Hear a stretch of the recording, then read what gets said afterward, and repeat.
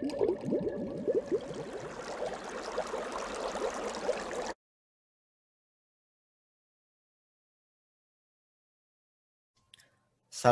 warahmatullahi wabarakatuh. Selamat siang Bapak Ibu pengawas dari Kabupaten Serang, Kota Tangerang dan Kota Tangerang Selatan. Selamat datang di kegiatan BIMTEK Pengawas Sekolah, BIMTEK Dapodik Pengawas Sekolah Angkatan ke-7. Semoga Bapak Ibu dalam keadaan baik dan sehat semua.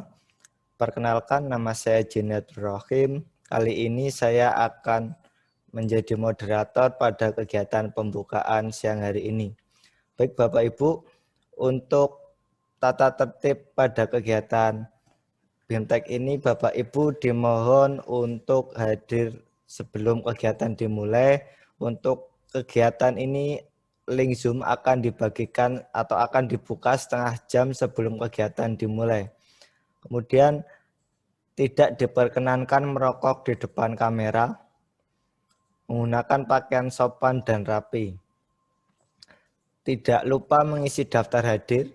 Untuk daftar hadir nanti akan dibagikan melalui WA Group yang sudah ada di masing-masing kelas. Baik Bapak Ibu, untuk memulai kegiatan pada siang hari ini, marilah kita buka dengan bacaan basmalah bersama-sama. Bismillahirrahmanirrahim. Ya, Bapak Ibu, untuk acara selanjutnya adalah pembukaan kegiatan BIMTEK untuk angkatan ke-7 yang akan dibuka langsung oleh Bapak Kepala LPP Banten, Bapak Iwan Kurniawan. Untuk Pak Iwan Kurniawan, saya persilahkan.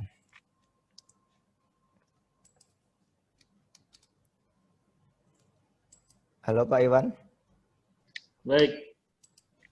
Bismillahirrahmanirrahim. Assalamualaikum warahmatullahi wabarakatuh. Selamat siang, salam sejahtera bagi kita semua. Yang saya hormati Koordinator Sistem Informasi, Bapak dan Ibu para fasilitator, narasumber, rekan-rekan panitia, dan yang kami muliakan tentunya Bapak dan Ibu para pengawas sekolah dari kabupaten kota yang berbahagia. Pertama-tama tentunya marilah kita memanjatkan puji syukur kepada Allah Subhanahu wa taala, Tuhan yang Maha Kuasa, karena atas limpahan rahmat-Nya kita masih diberikan nikmat kesehatan dan kesempatan sehingga pada hari ini, pada hari Senin ini kita bisa bertemu walaupun tidak secara fisik. Kita kembali bertemu Bapak dan Ibu pengawas karena memang pandemi COVID-19 ini belum memungkinkan kita untuk bertemu secara langsung, baik itu di LPMP Banten maupun di luar, ya. Tentunya kami berharap bahwa bisa bertemu secara langsung dengan Bapak dan Ibu semua, ya, karena memang ada hal-hal yang sifatnya perlu untuk bertemu secara langsung. Namun demikian kita berharap bahwa pandemi COVID-19 ini akan segera berakhir dan kita segera bertemu secara langsung dengan Bapak dan Ibu pengawas. Tentunya juga salam sehat, salam bahagia kepada Bapak dan Ibu, ya. Di tengah-tengah pandemi COVID-19 ini, kami tentunya berharap juga Bapak dan Ibu masih terus bersemangat untuk bisa melaksanakan tugas sebagaimana mestinya. Bapak dan Ibu yang kami muliakan, ada beberapa hal yang mungkin pada pertemuan yang sangat penting ini, ingin ada beberapa hal yang mungkin akan saya sampaikan kepada Bapak dan Ibu pengawas semua, sehubungan juga dengan tugas Bapak dan Ibu yang nantinya akan diemban oleh Bapak dan Ibu setelah pertemuan ini berakhir.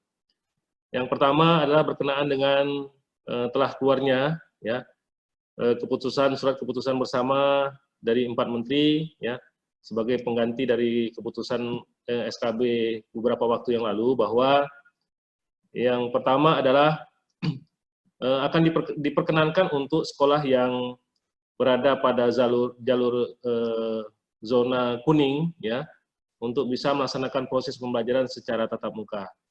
Nah, ini tentunya, ya, tahapan-tahapan untuk bisa memulai proses pembelajaran secara tatap muka ini tentunya perlu diperhatikan, ya, dimulai dengan penetapan oleh gugus tugas COVID-19 di wilayah Bapak dan Ibu yang menyatakan bahwa daerah Bapak dan Ibu berada pada zona kuning, ya, sehingga nanti diberikan izin untuk melaksanakan proses pembelajaran secara tatap muka. Kemudian pemerintah daerah atau dinas pendidikan melakukan evaluasi, ya, menyatakan kesiapannya untuk melaksanakan proses pembelajaran secara tatap muka. Kemudian yang ketiga adalah sekolah, ya, sekolah melakukan penyiapan, ya, mengisi lembar isian, ya, kesiapan sekolah untuk bisa melaksanakan proses pembelajaran secara tatap muka.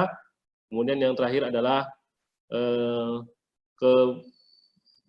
keputusan, ya, pembolehan dari orang tua maupun perwakilan dari orang tua dari komite sekolah untuk nantinya menyatakan kesiapan dari orang tua untuk bisa melaksanakan proses pembelajaran tatap muka.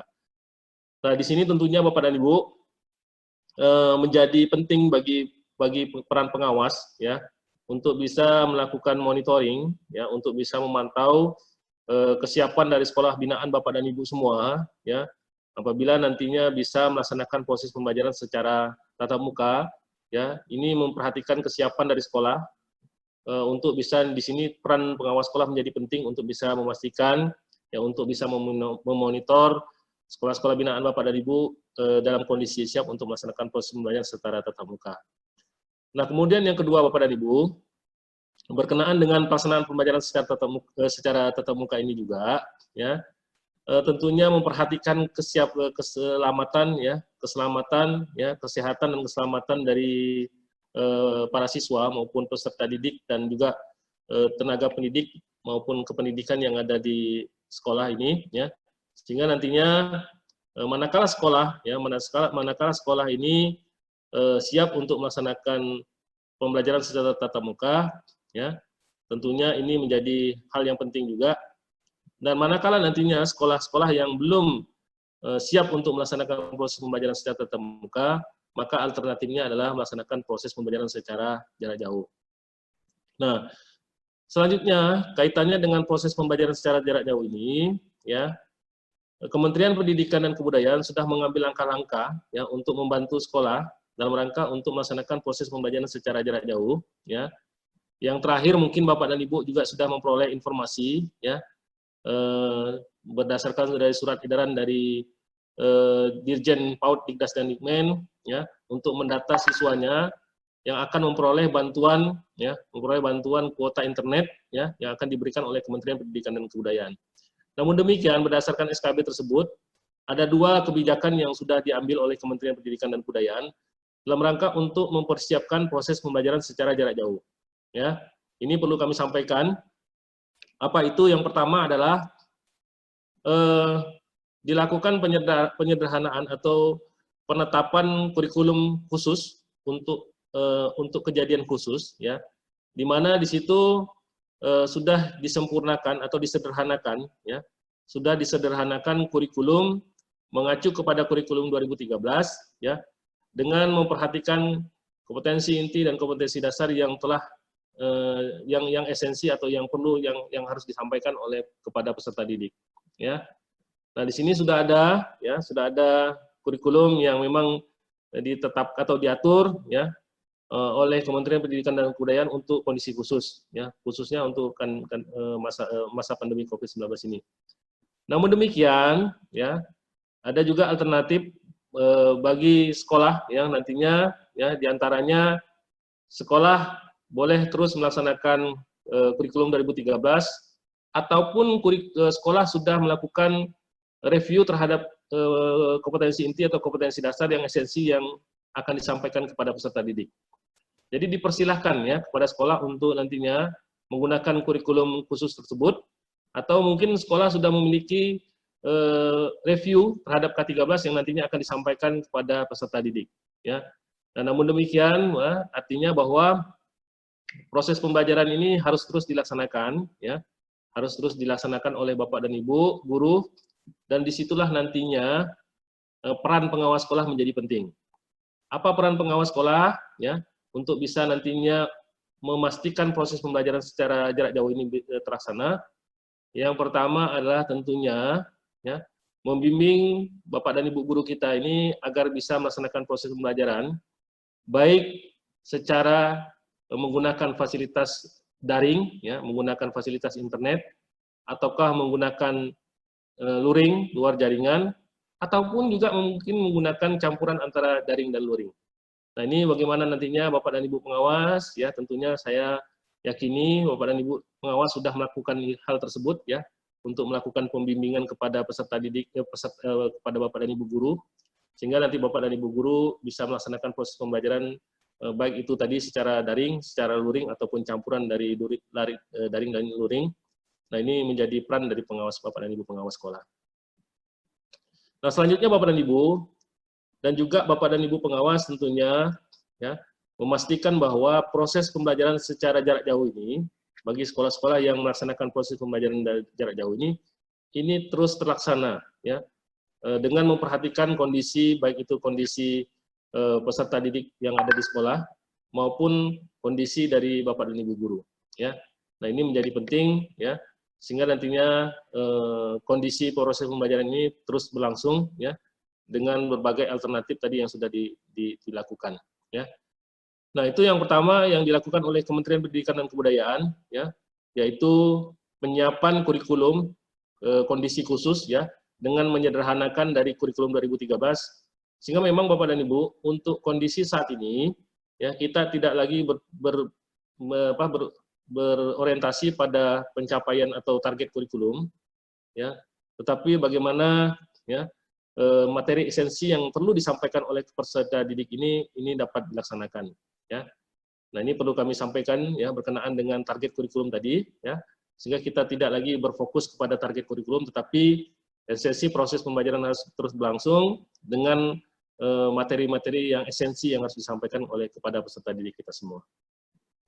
Yang selanjutnya Bapak dan Ibu yang kami muliakan ya, kebijakan lainnya yang dilakukan oleh Kementerian Pendidikan dan Kebudayaan adalah pada jenjang PAUD dan SD untuk kelas rendah ini juga sudah disiapkan berbagai modul yang bisa digunakan oleh para peserta didik, kemudian juga orang tua dan guru untuk nantinya pada daerah-daerah tertentu yang mungkin secara jaringan ini sulit untuk dilakukan dan juga memang pada kelas-kelas rendah untuk bisa melakukan proses pembelajaran secara daring ini tidak bisa dilakukan, maka penggantinya adalah menggunakan modul.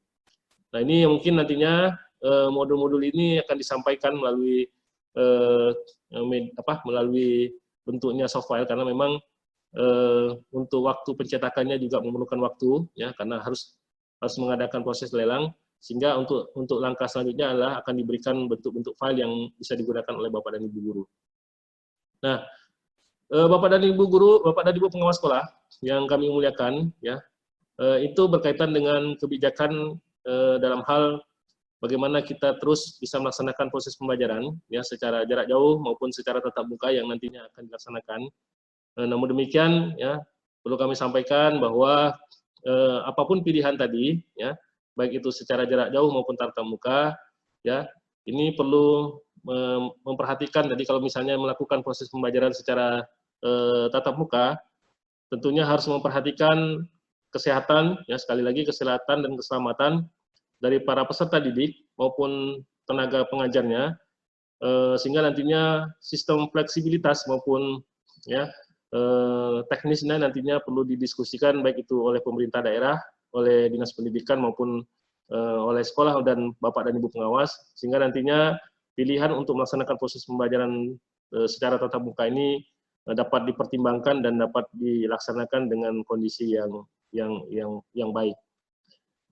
Selanjutnya Bapak dan Ibu yang kami muliakan, selanjutnya saya beralih kepada apa yang kita lakukan pada hari ini, ya berkenaan dengan pendataan data pokok dan data pokok pendidik khususnya untuk pemetaan mutu pendidikan, bahwa salah satu juga yang mungkin perlu kami sampaikan bahwa Bapak dan Ibu pengawas ini juga memiliki salah satu tugas pokok dan fungsi, yaitu melakukan pendampingan kepada satuan pendidikan, ya dalam rangka pencapaian standar nasional pendidikan, dan juga memang Bapak dan Ibu juga di dalam Permendikbudnya juga diatur bahwa salah satu tugas pokok dan fungsi Bapak dan Ibu adalah melakukan menyusun peta mutu yang menggambarkan dari sekolah binaan Bapak dan Ibu. Nah, izin share screen Bapak dan Ibu.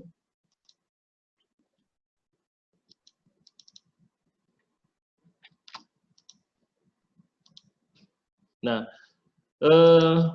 kalau kita berbicara tentang data, ya data yang berkaitan dengan satuan pendidikan, Di dalamnya ada dua data yang mungkin bisa Bapak dan Ibu perhatikan. Yang pertama adalah data pokok pendidik yang berisi tentang data khususnya berkenaan dengan data-data pokok yang berkaitan dengan kuantitas data yang ada di satuan pendidikan. Di samping itu juga terdapat data yang berkenaan dengan capaian 8 standar nasional pendidikan yang memang diisi atau dilakukan oleh beberapa responden yang mengisi tentang capaian 8 standar nasional pendidikan di satuan pendidikan, yang tentunya bisa digunakan oleh baik itu sekolah sendiri, ya, kemudian juga oleh pemerintah daerah dan maupun pemerintah pusat, yang di dalamnya terdapat beberapa data yang bisa dimanfaatkan untuk berbagai hal, termasuk di dalamnya pengambilan kebijakan. Nah, tugas kita Bapak dan Ibu ada dua, ya. Tugas kita semua, baik itu kami di LPMP maupun Bapak dan Ibu sebagai pengawas, ada dua tugas yang memang diemban atau dipikul oleh kita semua. Yang pertama adalah bagaimana kita menjaga secara kuantitas data itu, ya. Kuantitas dalam arti bahwa data-data yang terisi, ya, yang dimintakan dalam proses pengumpulan data tersebut secara kuantitas terpenuhi, ya. Baik itu sekolah sendiri yang di dalamnya ada beberapa pertanyaan yang secara kuantitas harus dipenuhi, maupun secara kuantitas bahwa semua sekolah ini harus mengisi semua data, ya, yang diminta dalam proses pengumpulan data tersebut. Yang selanjutnya Bapak dan Ibu, yaitu secara kualitas data, ya, bagaimana nantinya kita bisa menjaga kualitas data ini dalam arti bahwa apa yang diisi atau apa yang disampaikan oleh sekolah melalui pengumpulan data ini menggambarkan kondisi sebenarnya yang ada di sekolah, ya. Jadi mengisi sesuai dengan apa adanya. Nah, disitulah makanya Bapak dan Ibu kita memiliki tanggung jawab untuk menjaga secara kuantitas datanya maupun secara kualitas datanya.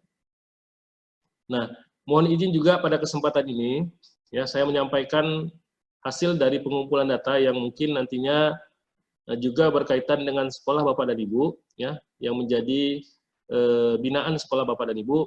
Kami berharap bahwa baik secara kuantitas, ya, Bapak dan Ibu bisa menyampaikan bahwa semua sekolah yang ada di wilayah binaan Bapak dan Ibu telah mengisi rapot mutu, ya, atau mengisi data dapodiknya. Di samping itu Bapak dan Ibu memiliki tanggung jawab untuk melakukan verifikasi dan validasi terhadap apa yang disampaikan oleh sekolah ini memang betul-betul sesuai dengan kondisi yang sebenarnya. Nah, Bapak dan Ibu yang kami muliakan, ini saya ambil dari data rapat mutu per PMP-nya per 30 Juni, ya, 2020, kemudian data dapodiknya 20 Juni 2020, kemudian juga hasil rapot mutu yang diolah per 3 Agustus 2020. Dengan sama kategorinya, sama seperti tahun yang lalu, ya, tahun 2018, ya, ini hasil 2019, ya. Ini kategorinya ada 5, ya, dari menuju SNP sampai tercapainya SNP.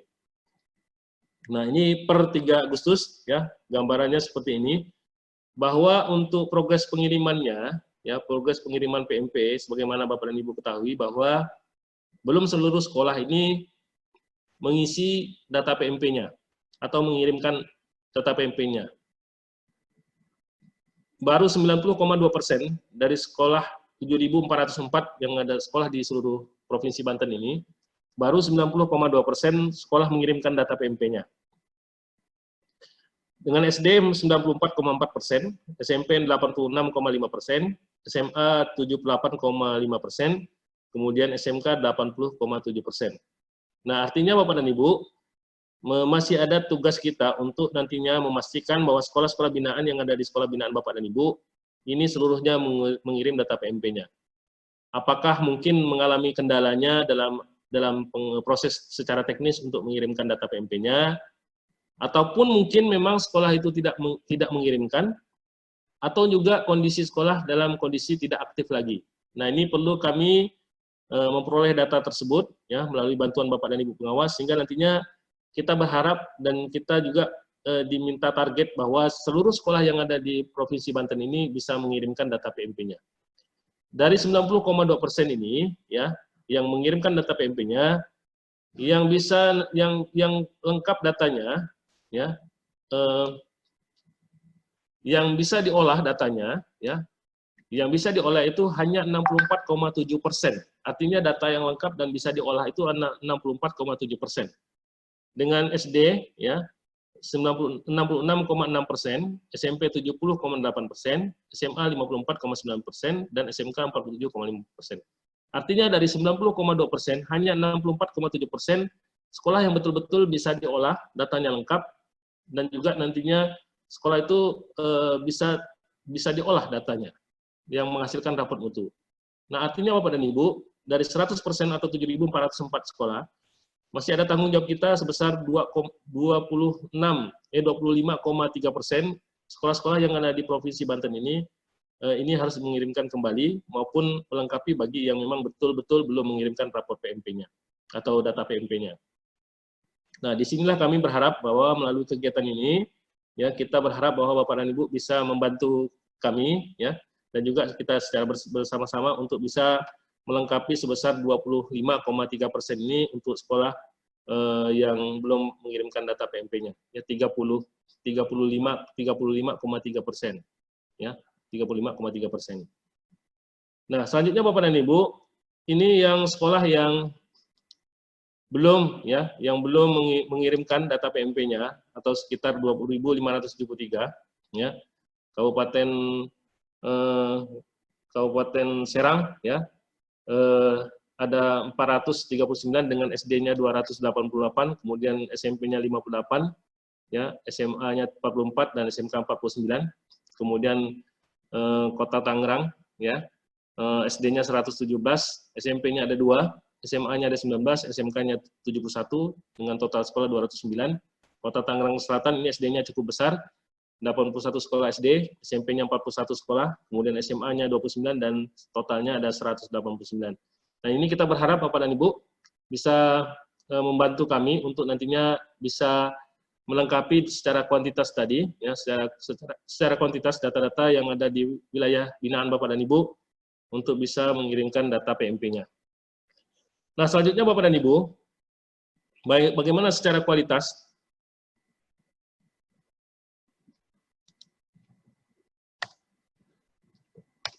Nah, secara capaian nilai hasil capaian standar, ya, pada semua jenjang ini, ya, kalau kita lihat dari rapor PMP-nya pada 4 tahun terakhir, bahwa di tahun 2019 ini pada semua jenjang ini terlihat bahwa terjadi peningkatan untuk capaian standar nasional pendidikan, ya, baik itu di jenjang SD, SMP, SMA, dan SMK, ya, ini terlihat bahwa terjadi peningkatan.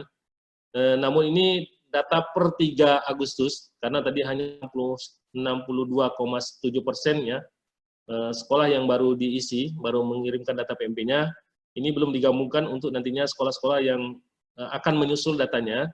Namun demikian untuk data sementara ini kami perlu sampaikan bahwa terlihat terjadi peningkatan untuk masing-masing jenjang, ya, baik dari SD sampai dengan SMK terjadi peningkatan capaian nilai SNP-nya. Dan tentunya ini merupakan hasil kerja kita semua, ya. Untuk sementara ini hasilnya terjadi peningkatan.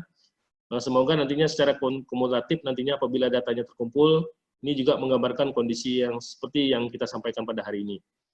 Nah, kemudian Bapak dan Ibu, ya, kalau kita perhatikan memang secara kabupaten kota ini terlihat bahwa pada jenjang SD, demikian juga nanti kita lihat pada jenjang SMP, SMA, dan SMK, ini secara kabupaten kota juga telah terlihat terjadi peningkatan dibandingkan dengan tahun sebelumnya, sehingga memang ini perlu menjadi upaya kita untuk tetap mempertahankan, ya, jumlah capaian ini, ya.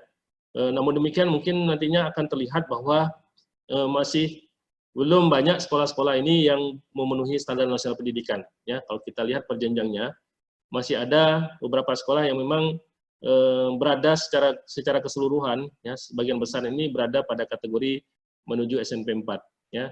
Mungkin di SD ini baru jenjang Kota Tangerang Selatan ada 22 sekolah, kemudian Kota Tangerang ada 28, kemudian Kabupaten Serang ada 39 sekolah.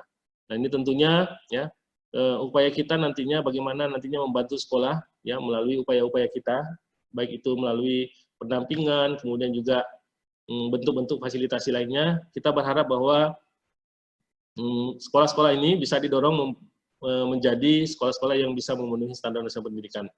Walaupun demikian, kalau kita lihat dari capaian standar ini, ya masih ada PR pada 2 standar, yaitu standar pendidik dan tenaga pendidikan maupun standar sarana prasarananya.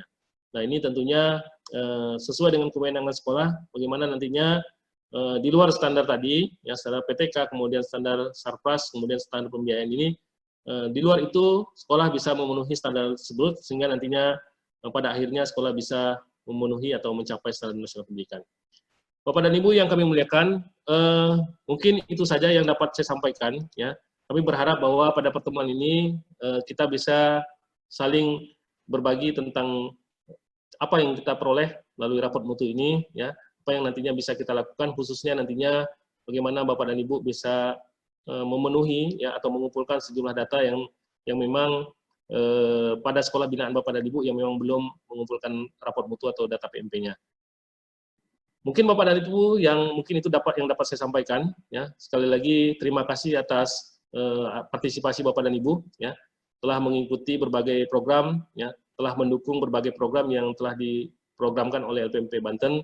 Tentunya masih banyak lagi nantinya program-program yang kami perlukan, ya, dukungan, kami perlukan bantuan, ya, kami perlukan nantinya support dari Bapak dan Ibu pengawas sekolah, ya, sehingga nantinya kita bisa, ya, meningkatkan mutu pendidikan khususnya sekolah binaan Bapak dan Ibu, ya, melalui program-program yang dikembangkan oleh baik itu oleh LPMP sendiri maupun dinas pendidikan yang ada di wilayah Bapak dan Ibu. Mungkin itu saja yang dapat saya sampaikan, ya. Akhirnya dengan mengucap Bismillahirrahmanirrahim, kegiatan bimbingan teknis bagi pengawas sekolah berkenaan dengan Dapodik Provinsi Banten tahun 2020, ya, kita buka secara resmi. Demikian yang dapat saya sampaikan. Ya, mohon maaf sekiranya ada hal-hal yang kurang berkenan di hati Bapak dan Ibu. Ya, kami juga menunggu, ya, kami juga menanti masukan, ya, dukungan dari Bapak dan Ibu. Dan yang terakhir kami juga mohon Bapak dan Ibu bisa membantu kami, ya, bisa mensupport kami, karena pada beberapa waktu ke depan, ya, mungkin pada bulan September maupun Oktober kami akan dilakukan evaluasi, ya, akan dilakukan penilaian oleh Kementerian PAN dan RB, ya, bagaimana nantinya kami memberikan pelayanan kepada Bapak dan Ibu, kemudian apakah masih ada praktek korupsi, kolusi, dan nepotisme di LPMP Banten. Kami mohon Bapak dan Ibu, kesediaan Bapak dan Ibu untuk menjadi responden bagi kami berkenaan dengan pelayanan maupun tadi ada atau tidaknya praktek KKN di Provinsi Banten, LPMP Banten ini khususnya, sehingga nantinya kami pada akhirnya bisa memperoleh predikat zona integritas wilayah bebas dari korupsi yang dievaluasi oleh Kementerian PAN dan RB. Nah, kami berharap juga Bapak dan Ibu, ya, nantinya ketika Bapak dan Ibu kami undang ke LPMP Banten, ya, pada beberapa waktu ke depan, ya, seandainya nanti COVID-19 ini sudah berakhir, Bapak dan Ibu bisa melihat beberapa perubahan yang sudah kami lakukan, baik itu infrastruktur, kemudian juga baik itu juga nantinya sistem pelayanan kami maupun program-program yang kami jalankan ini mulai kami lakukan perubahan, ya, kami lakukan upaya-upaya untuk perbaikan, sehingga nantinya Bapak dan Ibu ketika berada di LPB Banten, ya, bisa menikmati pelayanan yang mungkin memang kami persembahkan kepada Bapak dan Ibu semua. Demikian yang dapat saya sampaikan, ya. Sekali lagi mohon dukungan, mohon partisipasi Bapak dan Ibu, kesediaan Bapak dan Ibu nantinya untuk menjadi responden, ya, bagi kami nantinya pada saat nantinya akan kami lakukan penilaian oleh Kemenpan. Demikian yang dapat saya sampaikan. Mohon maaf sekali lagi apabila ada hal-hal yang kurang berkenan di hati Bapak dan Ibu, ya. Kami tunggu kehadiran Bapak dan Ibu di LPP Banten.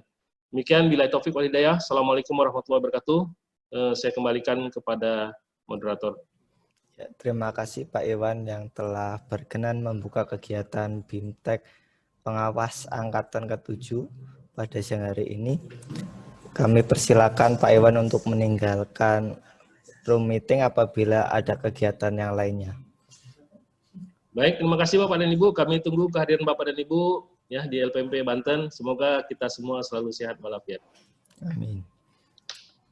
Ya, baik Bapak Ibu sekalian, untuk acara selanjutnya yaitu setelah ini Bapak Ibu sekalian akan istirahat dan akan mulai kelas mulai jam 1 siang. Untuk link Zoom atau untuk ruangan kelasnya nanti akan dibagikan oleh panitia kelas di WA group masing-masing kelas. Jadi ditunggu saja, untuk informasi-informasi juga akan disampaikan melalui WhatsApp group. Demikian Bapak Ibu untuk pembukaan BIMTEK pada siang hari ini. Saya selaku moderator mohon maaf bila ada kata-kata yang kurang berkenan. Saya akhiri. Wassalamualaikum warahmatullahi wabarakatuh.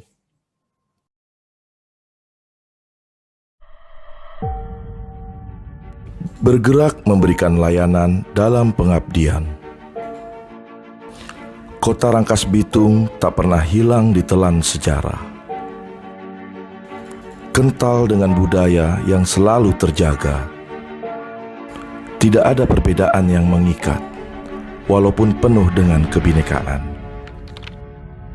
Dari kota yang penuh kemajemukan, kami berupaya hadir memberikan layanan yang terbaik untuk mendorong kecerdasan anak bangsa, memberikan kontribusi nyata terhadap peningkatan mutu pendidikan di Provinsi Banten.